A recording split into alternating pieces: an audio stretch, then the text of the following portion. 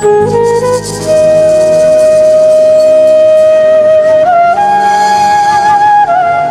ভাই, এদিকে আসেন। ভাই, আপনি কাঁদতেছেন কেন?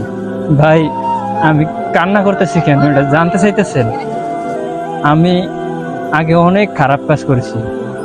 তো একদিন আমি একটা হুজুরের সাথে দেখা হয়েছে। হুজুরে আমার বলল যে আপনি এত পাপ করেছেন, আপনি 40 দিন জামাতের সহিত যদি নামাজ পড়েন আপনার সমস্ত গুনাহ আল্লাহ মাফ করে দেবে। আমি 39 দিন জামাতের সহিত নামাজ পড়েছি 5 ওয়াক্ত।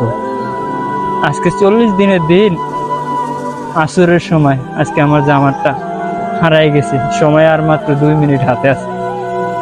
এই জন্য আমি দুঃখে কান্না করতেছি। আমার সমস্ত গুনাহ বুঝি আর মাফ হবে না, আমার সমস্ত গুনাহ বুঝি আর ক্ষমা হবে না।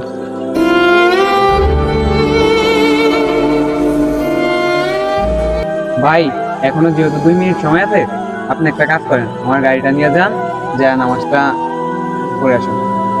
আশা করি জামাতের সাথে পড়তে পারবেন। ভাই, আমি জানতাম না যে এখনো দুনিয়াতে ভালো মানুষ বেঁচে আছে। ঠিক আছে ভাই, আমি তবে যাবো, আপনি আমার সাথে নামাজে যাইতে হবে। ভাই, মসজিদ তো কাছেই, আমি একটু কাপড়টা চেঞ্জ করে আসতেছি, আপনি যান। বাস্তবে এই জীবনটা যদি আজ এত সুন্দর হতো, তাহলে আজ আমরা কেউ কারোর সাথে হিংসা বিদ্বেষে জড়িয়ে যেতাম না। সবাই সবার বিপদ আপদে এগিয়ে আসতাম। একদিন তো চলে যেতে হবে এই পৃথিবী ছেড়ে, তাহলে কেন আজ আমরা এমন করতেছি?